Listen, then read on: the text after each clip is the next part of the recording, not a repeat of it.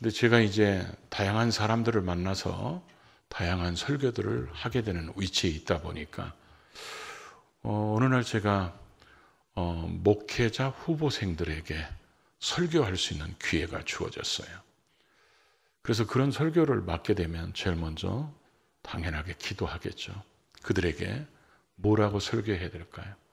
어떤 목사가 되라고, 어떻게 목회하라고 설교해야 될까요? 그랬더니 하나님께서 이 본문을 통해서 저에게 놀라운 깨달음을 주셨습니다. 제가 어쩌면 이 본문을 수천 번 읽었을지라도 전혀 생각하지 못했던 그런 관점에서 하나님이 제게 보게 하시면서 그들에게 절대 바꿔서는 안 되는 것을 가르쳐라. 그리고 반드시 바꿔야 되는 것을 또 가서 전해라.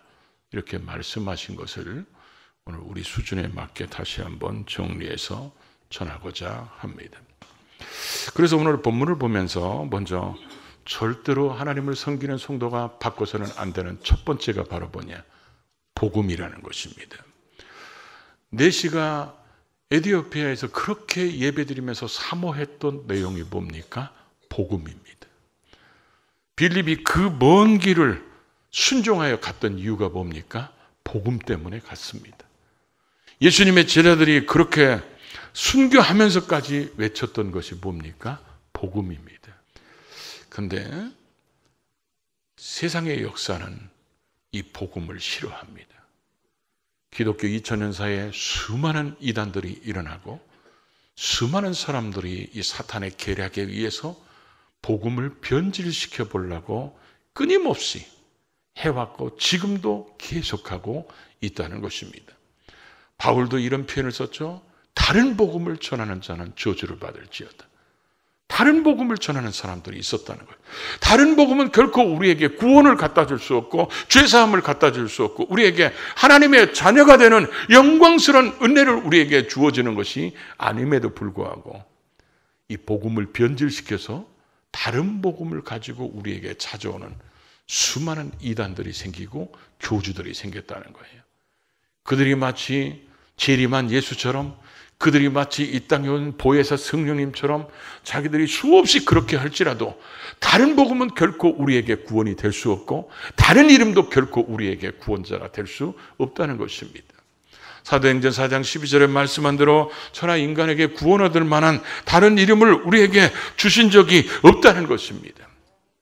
그래서 예수 그리스도 이름 외에는 그 누구도 우리의 구원자가 될 수 없기 때문에 이 복음은 주님 오실 그날까지 또 우리가 신앙생활 하는 날까지 어떤 것들로 섞어서도 안 되고 더해서도 안 되고 빼서도 안 되고 복음은 완전한 그 복음을 순수하게 지키고 절대 바꿔서는 안 되는 것이 복음이라는 것입니다. 그래서 이 복음을 우리는 믿고 복음을 전해야 되는데 이 보석 중에서도 다이아몬드를 보면 모조품이 많습니다. 왜 모조품이 많을까요? 그만큼 가치가 높기 때문에 그렇습니다. 이 땅의 죄인들을 구원할 수 있는 최고의 가치는 예수밖에 없습니다. 그러다 보니까 이 예수의 가치를 찾아가지 못하도록 수없는 모조품들이 생겨가지고 어떤 것을 믿더라도 하나만 믿으면 구원받을 수 있는 것처럼 예수밖에도 구원이 있는 것처럼 그렇게 포장하고 의장합니다. 그러나 성경은 단호하게 말씀합니다. 예수 외에는 구원자가 없다는 것입니다. 그래서 이 복음은 우리가 끝까지 주님 앞에 서는 그날까지 변질되지 않도록 우리는 늘 이 복음을 믿고 오직 예수만이, 오직 복음만이 우리의 구원이라는 것을 확실하게 믿고 전할 수 있기를 바랍니다. 두 번째로는 절대로 우리가 또 바꿔서는 안 되는 것이 오늘 이 본문을 보면 26절부터 본래 40절까지 읽어야 되는데 여러분이 아멘을 안 할까 봐 잘랐어요. 그런데 이 본문을 보면 짧은 본문이지만 3번이나 강조한 말이 있죠. 8장 26절에 보면 주의 사자가 빌립에게 이르시되, 주의 사자가 누구예요? 성령님을 얘기하는 것입니다. 8장 29절에 보면 성령이 빌립에게 이르되 수레로 가까이 나아가라. 8장 39절에 보면 주의 영이 빌립을 이끌어간지라. 사도행전 6장에 보면 7명의 집사님을 세울 때 그 중에 한 사람이었던 이 빌립은 믿음이 충만한 사람이고 성령이 충만한 사람이라고 이미 말씀했는데 이 빌립의 삶을 성령님이 이끌어 가지고 지배하고 있었다는 거예요. 왜 우리에게 이게 중요하냐? 성령님이 지배하지 않으면, 지난번에 말씀드렸죠? 우리를 탐욕이 지배하면 하나님의 계획대로 가지 않습니다. 재물이 우리를 지배해 보십시오. 세상 것들이 우리를 지배하면 우리의 삶은 절대로 하나님이 우리를 이 땅에 보내신 그 목적을 이루는 삶을 살아갈 수 없기 때문에 반드시 하나님의 사람들의 특징이 뭡니까? 성령으로 거듭난 사람입니다. 성령 세례를 받은 사람이고 성령으로 충만해지고 성령을 쫓아 사는 사람이고 성령의 은사를 받아서 주를 위해서 헌신하고 성령의 열매를 맺는 사람, 이런 사람이 진정한 하나님의 사람이지, 교회 문턱만 밟고 다니는 종교인들이 하나님의 사람이 될 수는 없다는 것이죠. 그래서 우리는 성령의 지배하심에서 벗어나면, 다른 것이 우리를 지배하면 우리는 반드시 변질된 삶을 살게 되는 거예요. 그렇기 때문에 성령의 지배하심은 우리가 주님 앞에 서는 그날까지 계속돼야 된다는 것입니다. 그래서 그런 모습을 오늘 본문은 우리에게 말씀하고 있다는 것이죠. 세 번째로 절대로 바뀌지 말아야 될 것이 사명입니다. 이 빌립은 7명의 집사님 함부로 선택받아서 다른 사람이 안 가는 사마리아에 가서 복음을 전하죠. 그래서 사마리아에 가서 복음을 전할 때 예수 믿고 구원받고 병든 자들이 치료받고 귀신이 떠나가는 이런 놀라운 역사가 일어났는데, 갑자기 성령님이 예루살렘에서 가사로 내려가는 그 광야길로 가라 그랬을 때 빌립이 이렇게 얘기할 수도 있거든요. 하나님, 그 길 가려면 너무 멉니다. 그러니까 지금 사도들은 예루살렘에 머물러 있으니까 사도들이 가면 70km면 갈 수 있는데 제가 가면 200km는 가야 됩니다. 그럼 하나님, 내가 가는 게 맞겠습니까? 사도가 가는 게 맞겠습니까? 이렇게 얘기할 수도 있잖아요. 그리고 내가 더 능력 있습니까? 사도들이 더 능력 있습니까? 이렇게 변명과 핑계댈 수 있다는 거죠. 그런데 빌립은 그렇게 하지 않습니다. 왜냐하면 자기가 구원받았다는 이 자체는 하나님이 자기에게 예수 그리스도를 알게 하고 구원해 주셨을 때는 하나님이 자기에 대한 계획이 있었다는 것을 알기 때문에 그렇습니다. 우리 예수 믿는 사람은 너나 나나 할 것 없이 하나님의 구원을 입은 사람이라면 하나님의 계획 속에 있는 사람들이에요. 그래서 그걸 강조하기 위해서 하나님은 에베소서를 통해서 우리에게 뭐라고 말씀합니까? 너희를 창세전에 선택했다는 거예요. 창세전부터 우리를 선택하고 우리를 사랑해 주셔서 예수 믿고 구원받게 하셨다면 우리의 삶은 하나님의 계획 속에 있고 하나님이 나를 위한 그 계획이 뭔가 그걸 깨닫는 것이 비전이고 그 일에 힘쓰는 것이 바로 우리의 사명이라는 거예요. 그러는 구원받은 모든 사람들은 우리가 다 사명해야 되는데 이 빌립은 사마리아에서도 사명자로 살고 광야로 가라는 그 길로 순종하고 가면서 사명자로 살고, 나중에 바울이 2차 전도 여행을 끝나고 예루살렘으로 올라올 때 가이사라는 곳에 들렸을 때 누가는 그를 기록하기를 빌리 집사 집에 머물게 되는데 성경은 그 앞에도 이렇게 표현하고 있죠. 전도자 빌리. 예수를 만나고 이후로 수십 년이 지났을지라도 여전히 빌립은 그 사명을 감당하고 있었다는 것이죠. 저는 성경을 읽으면서 가끔 여러분도 그런 생각하죠. 성경을 읽다 보면 왜 하나님이 이렇게 하셨지? 이런 본문들이 나오잖아요. 이런 뭔가 하나님에 대해서 어떤 하나님 그건 아닙니다. 이게 아니고 하나님이 하신 것에 아멘을 하지만 왜 하나님은 이렇게 하셨지? 그것 때문에 가끔 저 스스로도 이런 생각을 할 때가 있어요. 그것이 알고 싶다. 그래서 도대체 왜 하나님이 사도들을 보냈으면 70km면 갈 수 있고 오히려 빌립 집사보다 사도들의 권위가 그 당시에는 더 있을 텐데 왜 200km나 떨어져 있는 사마리아에서 사역하고 있는, 사마리아에서 피둥피둥 놀고 있는 게 아니라 열심히 사역하고 있는 빌립을 보냈을까?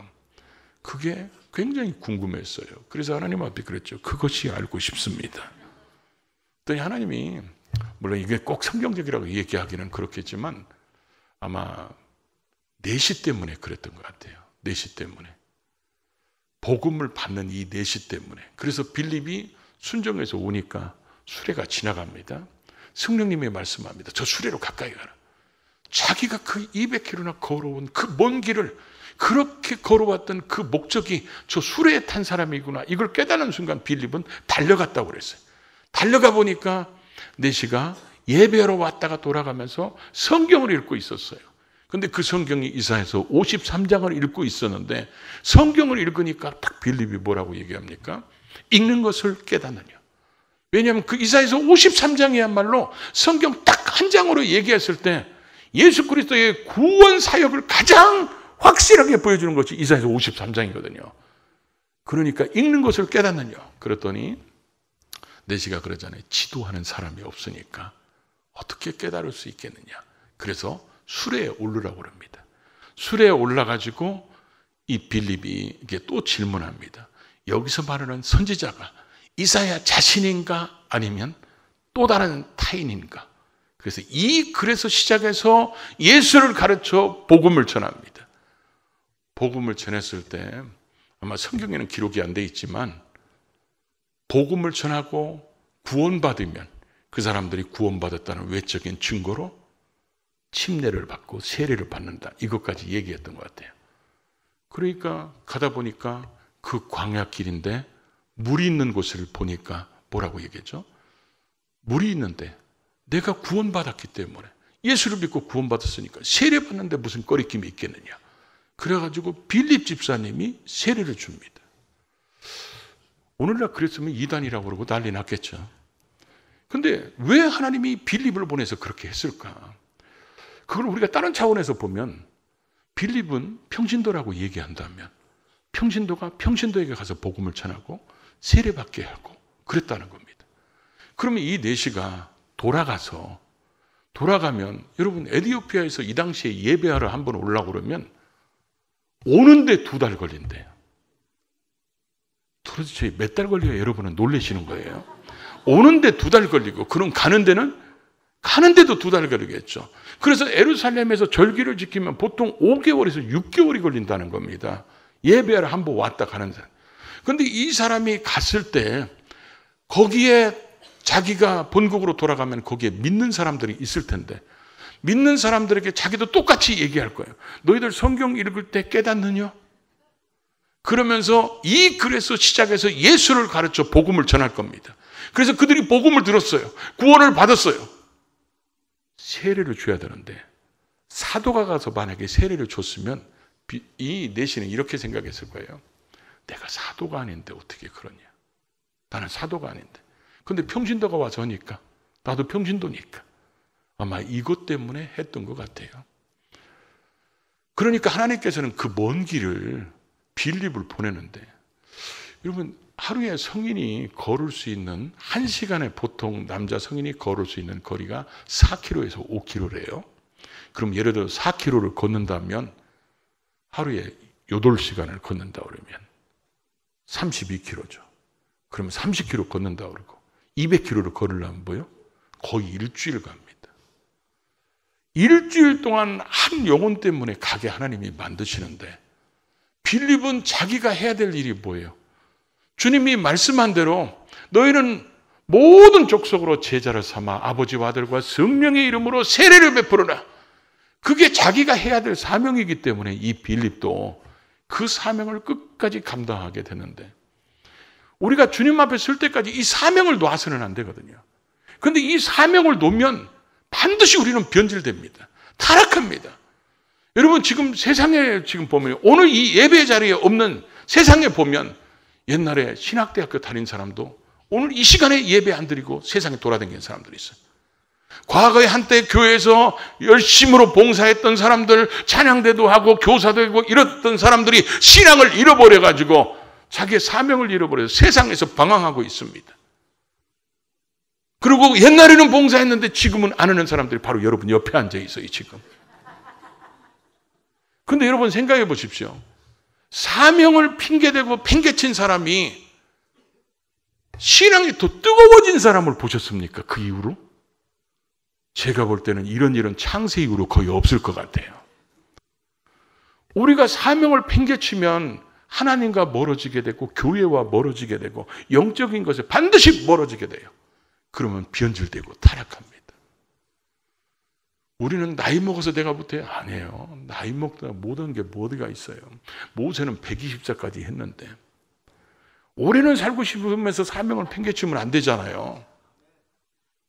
아멘 안 하는 분은 일찍 가시려고 아멘 안 하시는 거예요? 하나님께서 우리를 부르셨다면 우리가 주님 앞에 서는 그날까지, 그래서 리빙스턴이 얘기한 대로 우리가 죽는 날이 곧 무슨 날이에요? 사명이 끝나는 날이에요. 내가 육체가 힘들으면 기도로 사명을 감당할 수 있잖아요. 우리가 하나님이 부르신 그 사명은 우리가 주님 앞에 서는 그날까지 절대로 변질돼서는 안 돼요. 다시 여러분 회복할 수 있기를 바랍니다.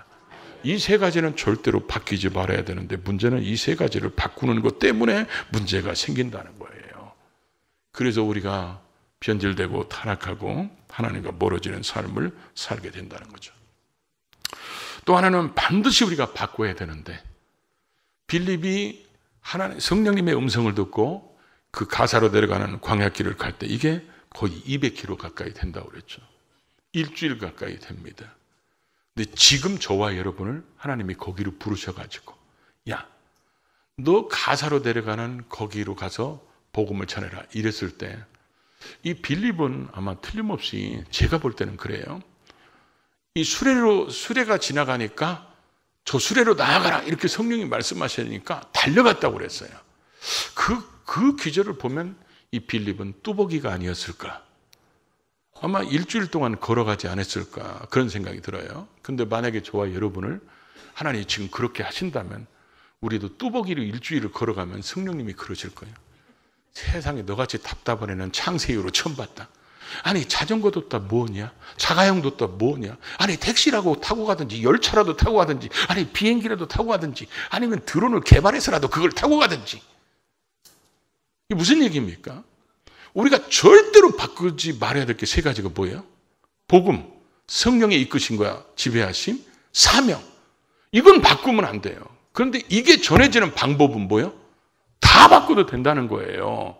그렇게 바꿔야 되는데 희한하게 사람들이 바꿔야 할 것은 안 바꾸고, 그렇죠? 바꾸지 말아야 될 것은 바꾸게 된다는 거예요. 이러니까 우리의 신앙이 하나님과 멀어지고 하나님이 인정하는 신앙이 되지 못한다는 것입니다. 그래서 여러분, 우리가 신앙생활할 때 교회에서 있는 어른들이 애들한테나 우리 다음 세대들한테 야, 내 때는 말이야. 그래서 나 때는 말이야. 그래서 애들이 나 때를 잘 안 먹어요. 제가 뉴스 보고라고 한번 여러분한테 어제 보냈죠. 이게 이제 CBS 뉴스에 나온 건데 이제 목회데이터 연구소에서 조사한 거예요. 직접 설문조사를 한 겁니다. 그냥 추측해서 쓴 게 아니라 거기에 보니까 교회 안에 갈등들이 있다는 겁니다. 세대 간의 갈등들. 그래서 이런 세대 간의 갈등들이 있을 때 누가 풀어야 되느냐? 윗사람들이 풀어줘야 된다는 거예요. 양보하고 포용해서. 이렇게 대답한 사람이 81%예요. 그런데 교회 안에서 세대 간의 이런 갈등들이 어떤 게 갈등이 생기냐? 그걸 보니까 뭐라 그러냐면 사람들의 교회 간의 갈등이 빨리빨리 넘겨요. 의사소통 방식이나 교회 봉사 자세나 정치 사회적 이슈나 아니면 예배 스타일, 교회 내부 문제, 한국교회 이슈, 찬양곡.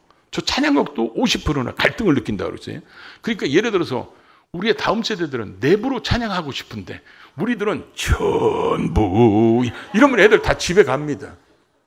그러죠? 그러니까 우리가 이런 것들은 과감하게 바꿔줄 줄 알아야 되는데 아이들한테 전통이라는 명목으로 우리가 하던 것을 아이들에게 해주면 거부한다는 것입니다. 그러다 보니까 요즘에는 그런 것들이, 그래서 이렇게 갈등이 생겼을 때 그 영향력을 받냐 그랬더니 57%가 뭐라고 그래요? 부정적 영향을 받는다. 저 부정적 영향을 받는다 의미가 뭘까요? 나 이런 양반들하고 신앙생활 못해. 나 이 고리타분해서 나는 이런 신앙 지도 받기 싫어. 이래서 교회를 떠날 수도 있다는 거죠. 우리가 하나님 앞에 섰을 때 우리가 잘못한 것 때문에 우리 다음 세대들이 신앙생활을 포기한다든지 교회를 떠났다면 그 책임은 누가 질 거냐는 거죠. 우리는 정말 바꿔서 안 되는 것, 절대로 바꾸는 것은 안 된다. 이건 바꾸면 안 돼요. 그러나 우리가 복음이 전해지는 이거는 다 바꿀 수 있는 포용력을 가져야 된다는 거죠. 예배 스타일이나 복장 스타일이나 이런 것들은 다 달라요. 예를 하나 들어볼까요? 제가 은혜 받아갖고 신앙생활 막 열심히 할 때 성경 정말 많이 읽었어요. 근데 그때 성경이요, 우리는 시골이라 그런지 성경이 세로 성경만 있었어요. 세로 성경. 그래가지고 성경을 읽을 때 읽으면서 아멘입니다, 믿습니다, 그렇습니다, 그렇게 될 줄로 믿습니다. 근데 어느 날 성경 장사하는 분이 오셨어요. 근데 이분이 가로 성경을 갖고 왔어. 가로 성경을 가져오려니까 교인들이 아무도 살라고를 안 해요. 그러니까 목사님이 언젠가는 이게 바꿔지니까 사야 된다. 그래갖고 가로 성경을 읽으니까 너무 어색한 거야. 왜냐하면 아닙니다, 그럴 수 없습니다, 안 믿깁니다, 이렇게 읽어지는 거예요, 전부 다. 근데 요즘 아이들한테 성경책 갖고 다니라면 아이들이 성경책 갖고 다녀요? 안 갖고 다녀요? 안 갖고 다녀요. 저 신학교 다닐 때만 해도요, 목사님들이 뭐라고 그랬냐면 성경을 확실하게 45도 각도로 딱 찍고 이렇게 해서 예수 믿는 사람들께 성경을 당당하게 갖고 다녀야 된다. 근데 어느 날부터 이게 속으로 들어가기 시작하는 거야. 어느 날부터 이제 이게 안 갖고 다니는 거예요. 근데 지금 아이들에게 성경을 갖고 다니려면 창피하다고 생각하는 거예요. 그런 아이들에게 너는 성경도 그렇게 할 필요 없어요. 핸드폰에 다 들어있는데.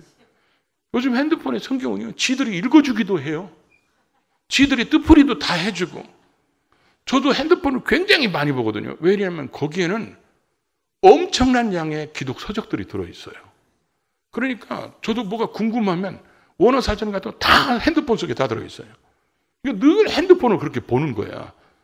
그러면서 그런 것들을 보면서 준비하는데 아이들은 그거 가지고 성경을 읽고 하고, 그거 가지고 공과를 하게 하고, 그거 가지고 듣게 하고, 그 말씀을 묵상하게 하고, 그 찬양을 틀어놓고 듣게 하고 이러면 되는데, 야 45도 이거 해야 돼, 이러면 이게 애들한테 통하겠냐는 거예요.